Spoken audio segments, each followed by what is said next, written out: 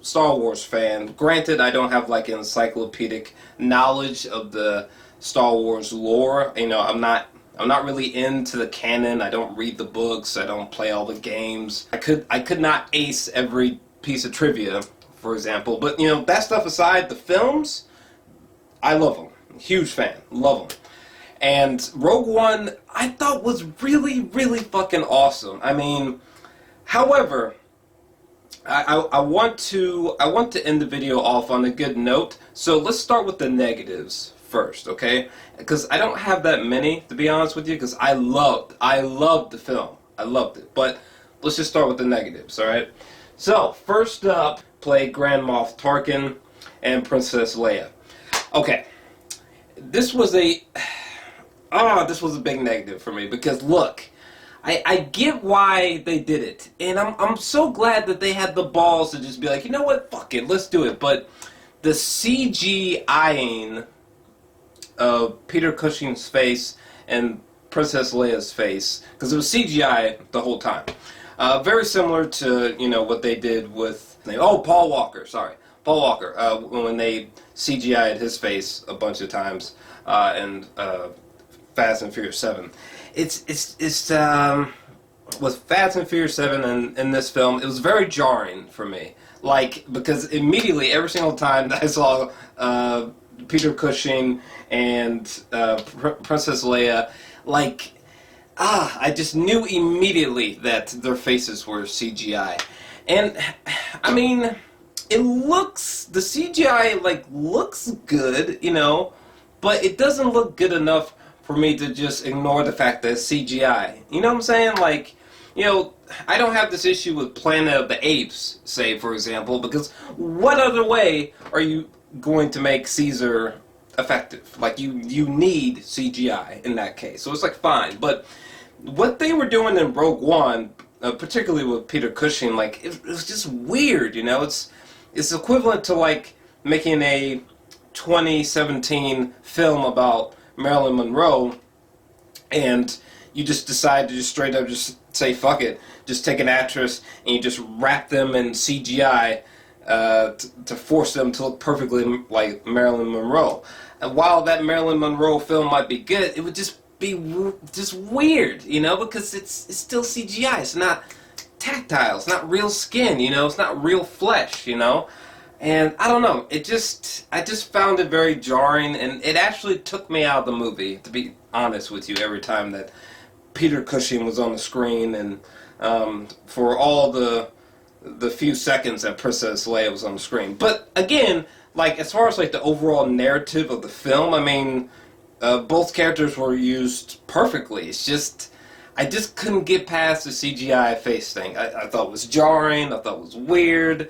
I just felt like they could have used maybe like different angles, done certain things with shadows. Like, they could have done something to not make it so like whoa in your face. But because I know they did a similar thing to one actor in Tron Legacy.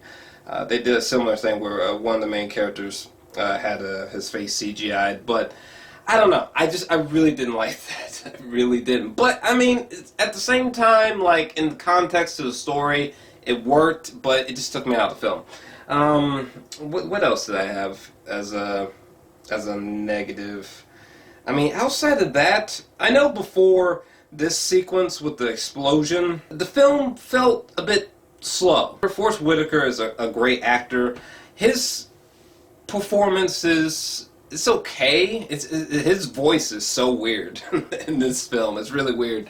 But, like, when you realize the arc of Forrest Whitaker's character, I kind of wish that something a little bit more special happened with his character, that his character had a little bit more oomph to it. All the negatives I can think of at this current time. Negatives aside, let's go! I love this film, okay?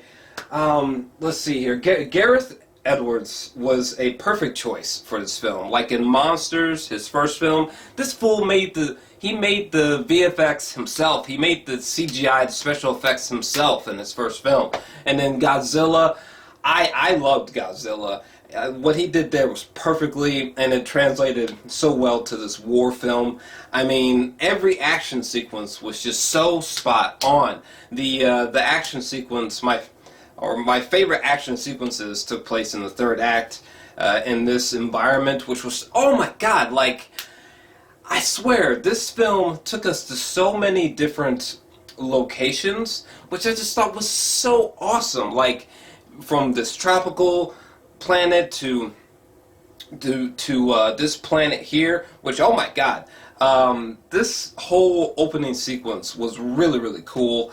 I really like Mads. I wish that a little bit more could have been done with Mads Mikkelsen. His character was cool. It was cool. Not too much to him, but he was cool and was important, since, you know, he's the reason we know about, you know, the weakness and the, you know, the middle of the Death Star and all that. Felicity Jones as Jyn Erso, it was a good performance. There were certain pieces of her performance during the trailers that I felt was like, what's going on there? But no, Felicity Jones did great. It's just that I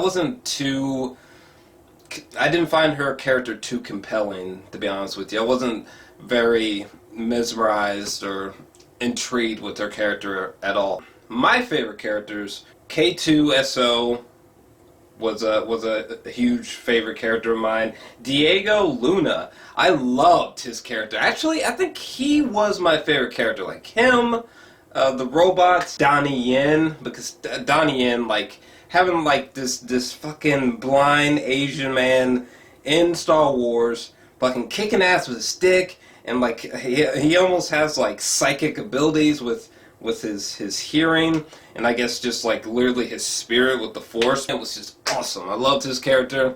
Kind of reminded me of Yoda in a little bit in some ways. The robot was so funny, like, and he had so much like charisma for a robot, you know. There was one time where there was another version of K2SO out on the battlefield, and Felicity Jones, she turns around, shoots it, and the robot falls over, and we see K2SO kind of just standing there, and he was like, "Did you know that was not me?" You know, and like his personality was fantastic.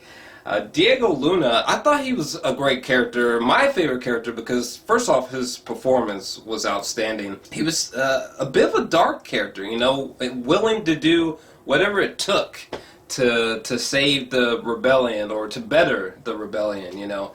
And you could tell that, like, he had just gone through so much in his life, you know. And I was more curious about his backstory than the backstory behind Jyn Erso, which was interesting, you know. Like, this section on the planet was full of just gorgeous cinematography. We get introduced to Ben Mendelsohn.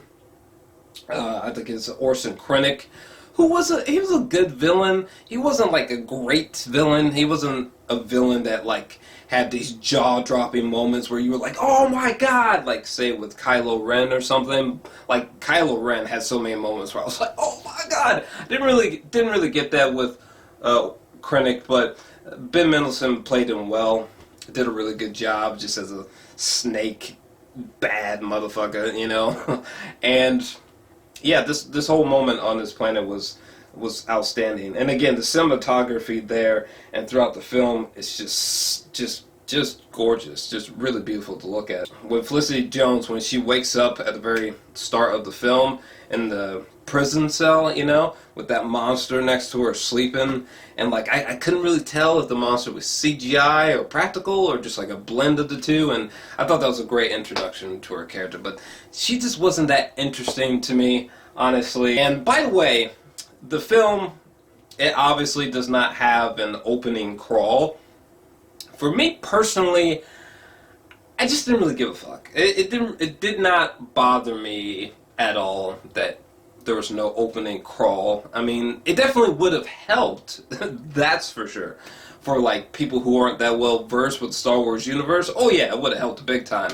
But the film is very self-explanatory. Like, it does a great job at explaining the plot that I can't really imagine casual, really casual Star Wars fans walking out of this film like with a list of questions like, wait, what? But I mean, there might be some, but I think most people will understand the plot, you know. But yeah, I wasn't too bothered by the opening crawl. If anything, the only thing that I felt was jarring in that sense was the title card, you know, the moment where they show the actual title of the film. It came in at a weird time for me, and I just feel like, yeah, it wasn't that epic of a moment. I feel like by the time you saw Rogue One, you should have been like, ooh, fucking ready for this movie. Ooh, let's get it. But, you know, by the time I saw the title card, I was just like, maybe you guys should have, you know, put that a little bit beforehand, you know. Introduce that a little bit earlier, but holy fuck balls, okay? Oh my god. Well, first off, going back to this explosion scene again, it was great, like, seeing just how effective the Death Star is. Like, god damn. When it blows up that tropical planet at the very end, and, like, Diego Luna and Felicity Jones are hugging on that beach, I was just like, damn!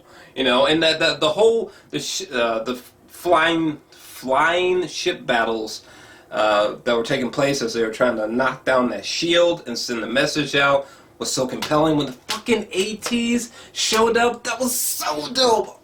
Oh my god, I was geeking out so hard. There's so many epic moments, like when that one guy, this guy, where he shoots the rocket launcher at the AT's face and it still keeps on coming. Like, oh, all the action sequences.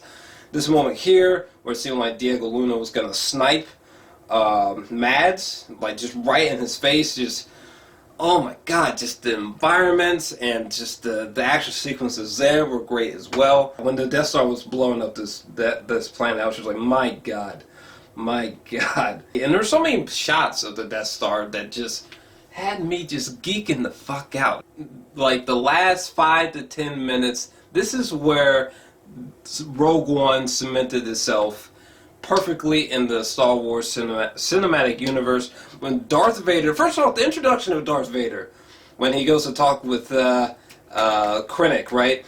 And the doors open up and you see Darth Vader's fucking shadow on the wall, and there's even a moment where he's like choking Krennic. I was like, oh my god. But no, the last 5 to 10 minutes, Darth Vader with his red fucking saber fucking just slaying people and like poltergeisting people and like flailing bodies here and there.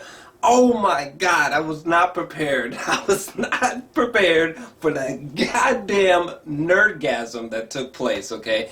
And then, even though the Princess Leia CGI face just, I just can't get past that. But even still, moving that aside, the ending where we see Princess Leia, oh my god, was epic. It was so, what a perfect ending. Like literally, the way that this connects to the 1977 film, A New Hope, it's just so awesome. It just gives so much more depth and backstory and life to Star Wars: A New Hope. Seriously, like, awesome.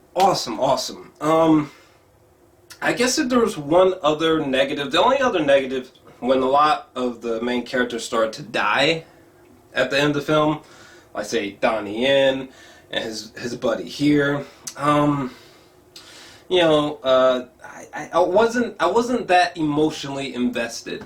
Like when Felicity Jones dies, I wasn't that emotionally affected by it, you know? Like when K2SO died, I was like, god damn. Like that actually bothered me because he was just such a dope character. Watching Diego Luna die, I was like, oh man, because like I loved his character.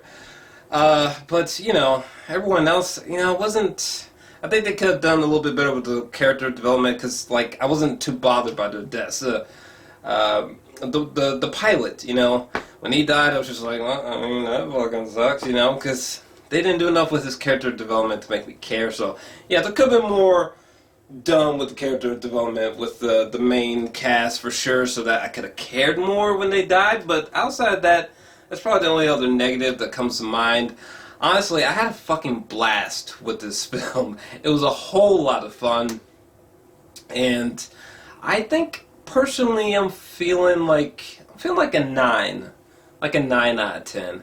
I mean, shots like this, or this, or this, or this. I mean, there's just so many epic fucking shots in this film. The scale, the sense of scale is just awesome. The part where the two destroyers like crash into each other or explode, and the shield gets hit and they can finally send the signal off, which is so awesome. Oh man. Oh man. Guess we'll see what happens. But yeah, let me know what you guys thought about the film down below, and if you enjoyed this video, definitely make sure to smash that like button and subscribe as well. There's definitely more content coming on the way. And in the lower right hand corner of the screen, there will be a little circular button. You can tap that to instantaneously subscribe. And I'm out. Peace.